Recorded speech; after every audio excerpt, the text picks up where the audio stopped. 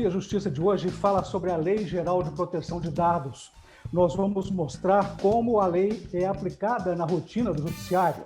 Participam do programa o juiz Delvan Barcelos Júnior, auxiliar da presidência do Tribunal de Justiça de Minas Gerais, e a assessora técnica especializada Tatiana Camarão, também da presidência do TJMG. Numa parceria da TV Assembleia com a MAGES, Associação dos Magistrados Mineiros, o Via Justiça está começando. E eu começo com uma pergunta para o senhor definir, doutor Delvan, a importância da LGPD, como que foi o surgimento dela? Carlos, é um prazer estar aqui novamente com vocês. A LGPD ela surgiu diante dessa massificação, né, no uso de dados das pessoas, né, e das relações comerciais começaram a ser feitas muito com o uso da internet.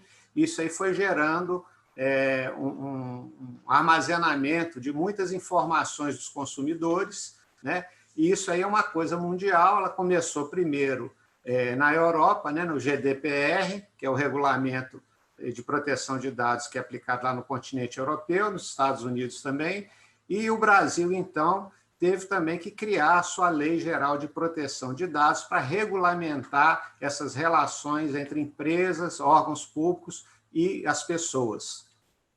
O Tribunal de Justiça de Minas Gerais abriu uma página em seu site oficial explicando como o Judiciário Mineiro está aplicando a referida lei no âmbito da instituição. E eu pergunto para a senhora, doutora Tatiana, como que foi o treinamento de juízes, dos servidores, para a aplicação desta lei? Primeiro, eu gostaria de agradecer o honroso convite. É muito importante nós tratarmos desse tema relevante hoje para as organizações, que é a Lei Geral de Proteção de Dados Pessoais. E no que diz respeito à página do TJMG, eu prefiro falar das ações e atividades que estão sendo desenvolvidas pelo tribunal.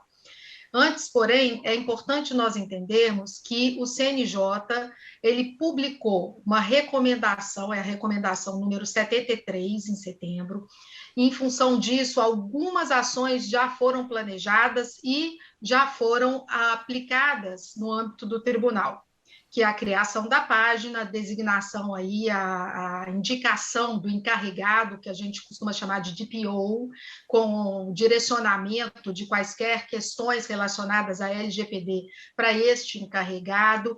Elaboramos um e-book para que se tenha uma compreensão daquelas questões relacionadas à LGPD e que trazem dúvidas. Então, hoje a página do TJMG já é uma página alimentada com essas informações. Recente, nós tivemos a publicação da resolução, agora no dia 12 de janeiro, da resolução 363 do CNJ, que vai estabelecer quais são as medidas que os tribunais devem tomar para adequação à Lei Geral de Proteção de Dados Pessoais. E no caso do Tribunal de Justiça de Minas, quando a resolução ela foi aprovada em 16 de dezembro, ainda não tinha número, nós nos antecipamos e analisamos toda a resolução para verificar o que é que não se fazia presente no tribunal de acordo com as demandas ali postas. Em função disso, nós, então, estabelecemos um cronograma com as ações a serem implantadas, e isso foi feito nesse mês de janeiro. Nós estamos entregamos, aliás, na última semana, os produtos, os artefatos já gerados para aprovação do Comitê de LGPD, que estarão disponíveis a partir do próximo mês, do mês de março. Ou seja, nós estamos avançando a passos largos no Tribunal de Justiça para tentar adequar a Lei Geral de Proteção de Dados. Importante dizer para o telespectador que a lei ela é de 2018, mas só entrou em vigor em 18 de setembro do ano passado. Eu pergunto para o senhor, doutor Delvan, quais são os impactos dela nas relações jurídicas, nas relações econômicas? Não, Carlos, eu acho que isso aí, com difusão do uso, né, dos aparatos tecnológicos, especialmente smartphones e tudo, o crescimento do uso da internet para as relações comerciais, compras que a gente faz, o e-commerce, essa coisa toda, muitas pessoas já perceberam que, às vezes, você vai fazer uma pesquisa de determinado produto de seu interesse, e a partir dali você começa a receber diversas mensagens oferecendo aquele produto que você manifestou seu interesse, né? Quantas vezes também você está conversando a respeito de alguma coisa na sua casa e depois você abre o seu computador e começa a receber mensagens relacionadas àquele assunto. Então, isso tudo, o que acontece? Antigamente, por exemplo, você ia abrir uma conta numa instituição financeira, né, era preenchido um documento, que era chamado uma ficha proposta, onde os seus dados, né, eram anotados e eles permaneciam em poder do banco. E só o banco tinha acesso a esses dados. O máximo que acontecia entre as instituições bancárias, talvez, fosse trocar referências para fins cadastrais, né? A pessoa tinha conta em mais de um banco, então você ia lá e consultava os outros bancos. Olha, é que seu cliente, como é que é e tal, essa coisa toda. Mas era uma coisa muito controlada, uma coisa muito pequena. Com o advento da tecnologia, das informações, esses dados passaram a ser armazenados em dispositivos eletrônicos, né, em computadores, grandes bancos de dados, e aí começou a haver o compartilhamento desses dados entre instituições, né, entre empresas, essa coisa toda. Então, esse dado passou a ter valor, né? A gente disse que hoje que o petróleo atual é a informação, é o dado. Quem tem informação tem o poder, né? E isso aí começou a ter um desequilíbrio muito grande. Você imagina que uma empresa que tem uma infraestrutura muito boa, que tem acesso aos dados de preferência dos consumidores, ela vai ter muito mais condições de atingir os objetivos dela do que uma empresa pequena que não tem esse acesso. Então, a LGPD, de certa forma, ela procura regulamentar a forma como esses dados vão ser tratados por quem, né, os recebe. A pessoa, a empresa, por exemplo, tem que dizer para o consumidor qual a finalidade desses dados que vão ser armazenados, se vão ser compartilhados, se não vão ser compartilhados, se o consumidor aceita, né? Então, ela, de certa forma, ela vai procurar equilibrar essa diferença de forças. E, de outro modo, também, de garantir a privacidade, né? As pessoas não precisam saber das nossas preferências, essa coisa toda, né? Mas isso a gente sabe que está ocorrendo, essa invasão de privacidade. E a gente mesmo alimenta isso aí com redes sociais, com informações. Recentemente, a gente está vendo aí a polêmica a respeito do compartilhamento de dados entre o WhatsApp e o Facebook, né? Que está causando toda essa preocupação aí dos usuários, e é exatamente por isso, a gente está ficando cada vez mais exposto, né? A nossa vida, a nossa intimidade está ficando cada vez mais exposta. Doutora Tatiana, como que a lei protege a privacidade, especificamente como que o Judiciário Mineiro está tratando a questão dos dados pessoais no seu âmbito? O que acontece? O que visa a lei? A lei ela visa proteger o titular do dado e também aquele agente que trata dos dados pessoais.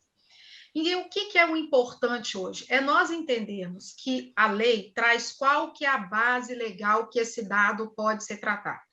Então, para você tratar um dado, você tem que ter uma base legal. No nosso caso, a base legal, por se tratar de órgão público, são os normativos. Então, nós temos lá os normativos estabelecendo qual é a finalidade do tratamento daquele dado, qual a necessidade daqueles dados que são coletados. Então, o importante hoje para os tribunais é que a gente tenha ali um mapeamento nos nossos processos para verificar qual é a finalidade de nós coletarmos esses dados que estão sendo coletados, eles são necessários, são essenciais, porque acaba aquela lógica de vamos coletar por coletar, vamos montar um grande banco de dados. Isso não existe mais, porque só vai ser coletado o que realmente é essencial para aquela organização. Então, hoje, o trabalho que está sendo feito dentro do tribunal vai se iniciar agora, é a questão do mapeamento desses processos, para que nós possamos, então, ter esta base legal bem estruturada dentro do tribunal e a informação do atendimento aos princípios da Lei Geral de Proteção de Dados, que é o princípio da finalidade e da necessidade e adequabilidade. Então, com isso, nós vamos estar informando ao usuário, olha, usuário, o teu dado está sendo tratado dentro do tribunal com base neste normativo para esta finalidade, com base numa política pública para esta finalidade. Então, é essa necessidade que nós temos hoje dentro do tribunal de trazer para o usuário o porquê, a razão pela qual nós estamos tratando, ou seja, estamos trabalhando o ciclo de vida todo desse dado, desde a coleta até a possibilidade de uma eliminação. Doutor Delvan, e como que é feita a avaliação dos riscos na proteção dos dados pessoais pelo Judiciário? Carlos, a gente recentemente também foi baixada uma resolução para o CNJ que determinou a criação de comitês destinados à prevenção de incidentes cibernéticos, prevenção de crimes, né, de ilícitos cibernéticos, né, tudo voltado exatamente para a segurança de dados. Agora, é importante a gente ressaltar aqui que, embora os sistemas informatizados sejam o maior repositório de dados na atualidade, mas também outras formas de proteção da informação são importantes. Por exemplo, um documento confidencial, ele não pode tramitar aqui dentro do tribunal sem que ele esteja devidamente acondicionado no envelope fechado, né? Um processo que trata de uma matéria sensível, uma coisa toda, eu não vou entregar na mão, por exemplo, do menor aqui que faz o transporte dos autos físicos, né? De um gabinete para o outro, eu não vou entregar esse processo aberto. Então, são essas coisas que a gente precisa colocar em mente, né? A gente pensa muito em computador, em armazenamento de dados, mas também outros meios de vazamento de informação são possíveis e a gente precisa ficar atento. Só para a gente fechar esse bloco, doutora Tatiana, para o telespectador entender, cada comarca vai ter o controle desses dados ou é tudo centralizado no comitê a que a senhora se referiu? Não, o que está sendo estabelecido? São políticas, como o doutor Delvan acabou de citar, ele acabou de falar da questão da segurança. Então, nós vamos ter que ter uma política de segurança e uma política de incidente de segurança, uma política de privacidade. Então, são políticas, ou seja, nós estamos falando de uma governança no que diz respeito à proteção de dados pessoais. Então, dentro dessa governança, nós vamos ter aí políticas, ações e atividades que vão chegar também na ponta.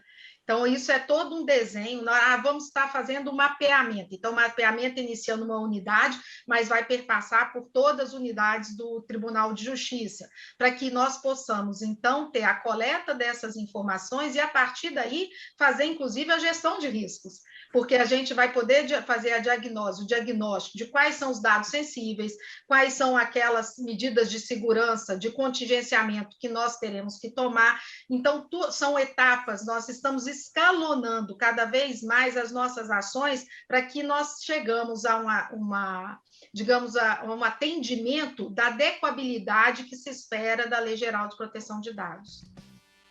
Nós vamos fazer agora um rápido intervalo, voltamos em seguida falando sobre a Lei Geral de Proteção de Dados, no instante.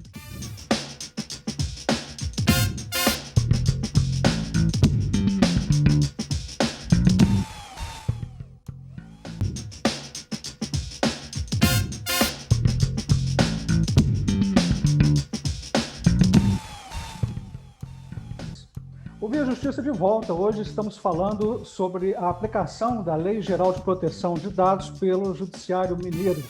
Doutor Delvan, a doutora Tatiana terminou o bloco anterior, ela falou da política de privacidade, falou dos direitos, né? E eu queria começar esse bloco que o senhor explicasse os direitos do titular dos dados. Como que ele poderá, qual é o procedimento para que esse titular exerça esses direitos?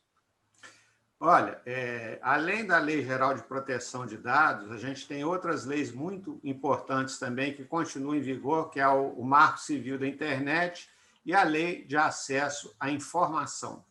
Especificamente com relação à Lei Geral de Proteção de Dados, a empresa, né, que vai, ou o órgão público que vai armazenar o dado, ele deve previamente informar ao cidadão, né, qual a finalidade para que aquele dado seja exigido, por quanto tempo ele vai ser armazenado, né? e se vai ou não vai ser compartilhado com outros órgãos e instituições e se for para qual finalidade. E ele depende, então, do consentimento do titular do dado para que ele possa fazer isso. Então, quer dizer, qualquer tratamento que for dado no dado, ele precisa avisar e obter o consentimento do titular, afora aqueles casos em que são já previstos em lei, né? Eu falo que se aplica muito aqui o judiciário, porque geralmente é o cidadão que comparece aqui ao propor, né, uma ação, uma coisa toda, ele é obrigado a informar esses dados por uma disposição de lei. A lei exige que ele se qualifique, que ele informe o endereço dele, essa coisa toda. Então, assim, no caso do judiciário, a maioria dos dados que a gente armazena, relativos a processos e tudo, eles decorrem de um fundamento legal. Já internamente, com relação a servidores, estagiários, terceiros que contratam com o tribunal e tudo, aí já tem o tratamento mais direcionado mesmo a essa informar a finalidade, essa coisa toda, né? E eles vão ter. E em caso de vazamento, né, ou de qualquer incidente com relação àquele dado, o primeiro direito que o titular do dado tem é de ser informado pelo órgão sobre a ocorrência do vazamento, né? E aí ele vai ter que monitorar, a partir daí, ver se isso aí vai trazer algum tipo de lesão, né, na esfera patrimonial ou moral dele e exigir a respectiva reparação. De qualquer forma, né, de acordo com a LGPD, os órgãos e as empresas são obrigados a comunicar à autoridade nacional, né, que cuida da proteção de dados, a ocorrência de qualquer incidente que envolva vazamento de dados de cidadãos, e as empresas ficam sujeitas a pagamento de multa, né, como penalidade, que pode chegar até a cifra de 50 milhões de reais, essa multa. Lembrando que essa aplicação dessa penalidade só vai começar a vigorar a partir de agosto deste ano, né? Então, até agosto, vai dar o tratamento, vão ser adotadas as providências necessárias, né, para fazer a comunicação. A principal obrigação hoje da empresa ou do órgão que armazena o dado, no caso de vazamento, é comunicar o titular. E, a partir de agosto, então, estão sujeitos à multa, né, que é calculada de acordo com o faturamento da empresa. E, no caso dos órgãos públicos, seria uma penalidade de censura pública, né, que é muito ruim para o órgão. Doutora Tatiana, a senhora falou em direitos, mas o titular de dados tem deveres, de acordo com a lei? Bom, também? Eu quero só fazer uma complementação aqui no que o doutor Delvan colocou, porque eu acho importante.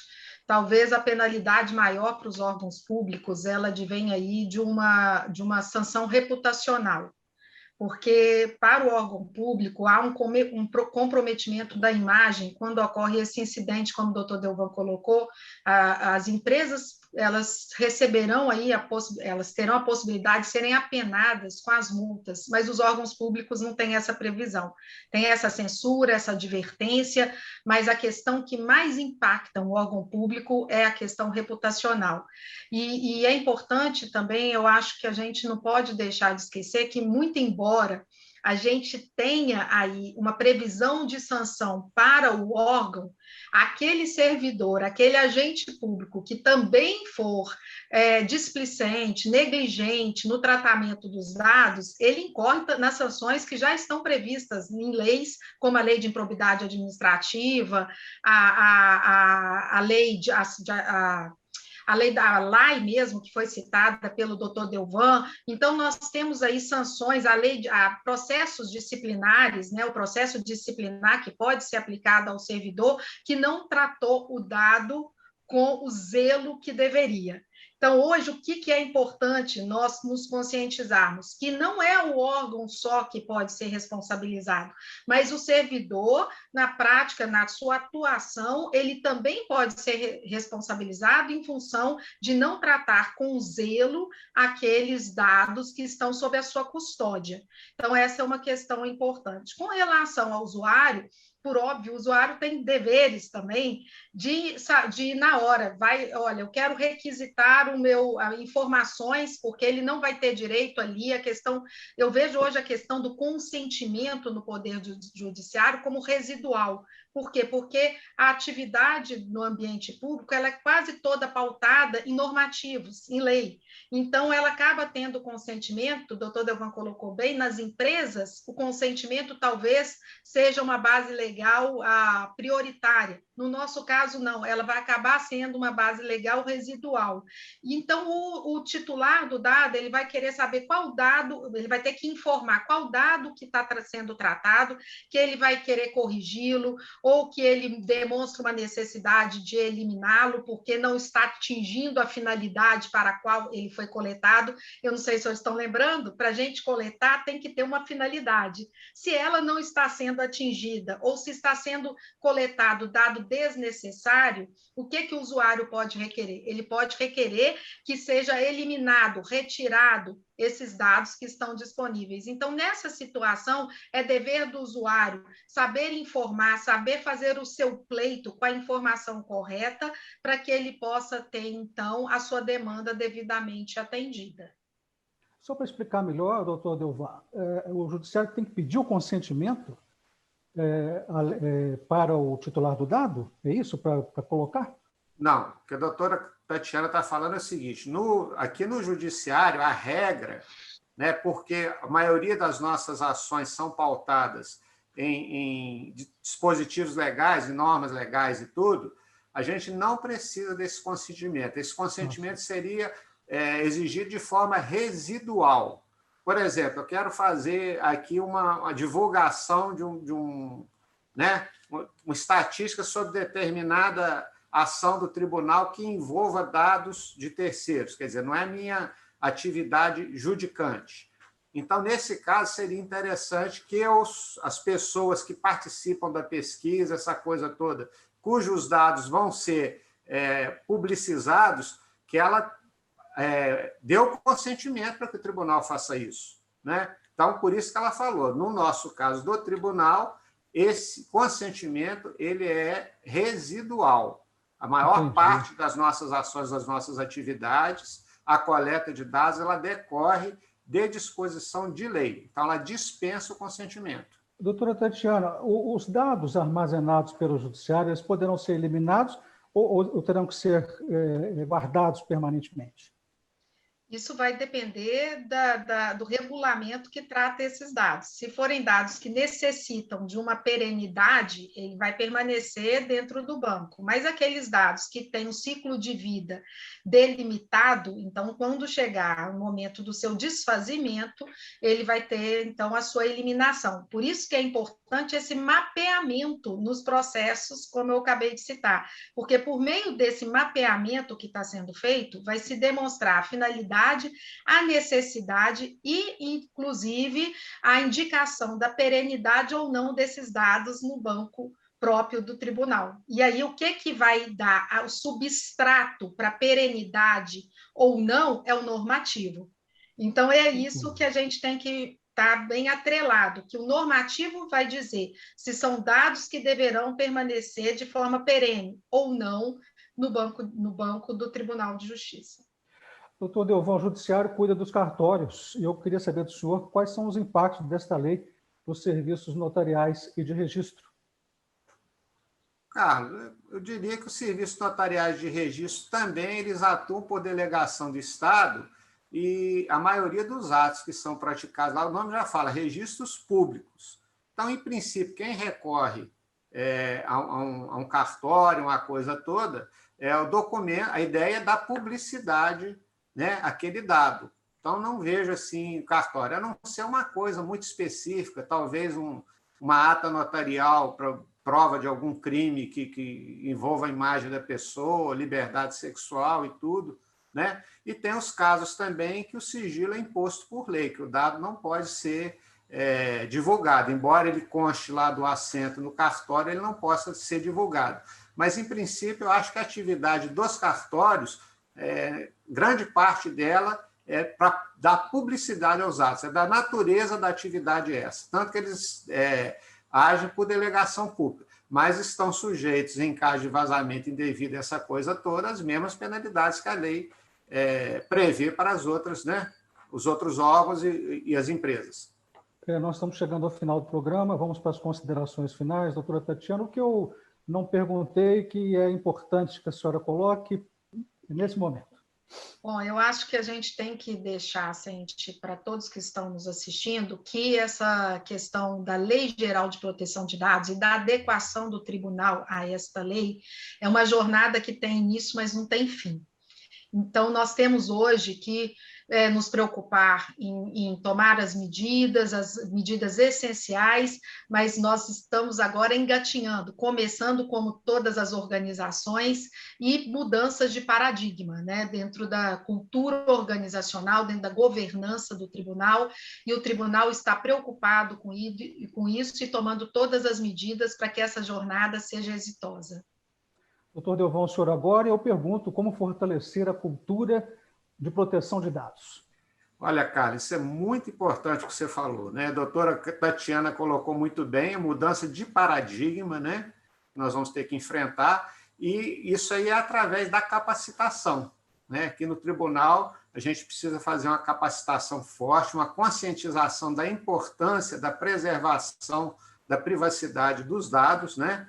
E não só para os servidores, mas principalmente para o cidadão, para o titular do dado. Inclusive, eu gostaria de aproveitar aqui, Carlos, tive uma informação hoje que achei muito importante, esse incidente que aconteceu do vazamento de dados, né, dos contribuintes, existe o Banco Central dispõe de um serviço que chama Registrato, você pode se cadastrar lá na plataforma e ele vai trazer para você qualquer operação bancária que existe no seu CPF. Então, assim, é uma forma até da gente ter um retorno a saber se esse vazamento causou uma lesão nessa esfera patrimonial, nessa esfera bancária, se a gente está tendo os dados da gente utilizados de forma indevida para a contratação de um empréstimo, uma coisa toda. Então, esse serviço do Banco Central é muito bacana, chama Registrato. Né? A pessoa entra lá, Registrato, se cadastra e tudo, e tem acesso, então, das informações referentes aos negócios dela. E se tiver alguma informação no negócio que você não realizou, mas que está no seu nome, você vai poder, então, tomar as providências, viu? Muito obrigado ao senhor, muito obrigado à senhora pelas participações. O Via Justiça de hoje termina aqui. Nós conversamos com o juiz Delvan Barcelos Júnior, auxiliar da presidência do TJMG, e com a assessora técnica especializada também da presidência do TJ, Tatiana Camarão. O Via Justiça é uma parceria da TV Assembleia com a Magis, a Associação dos Magistrados Mineiros. Muito obrigado por sua audiência. Até o nosso próximo encontro.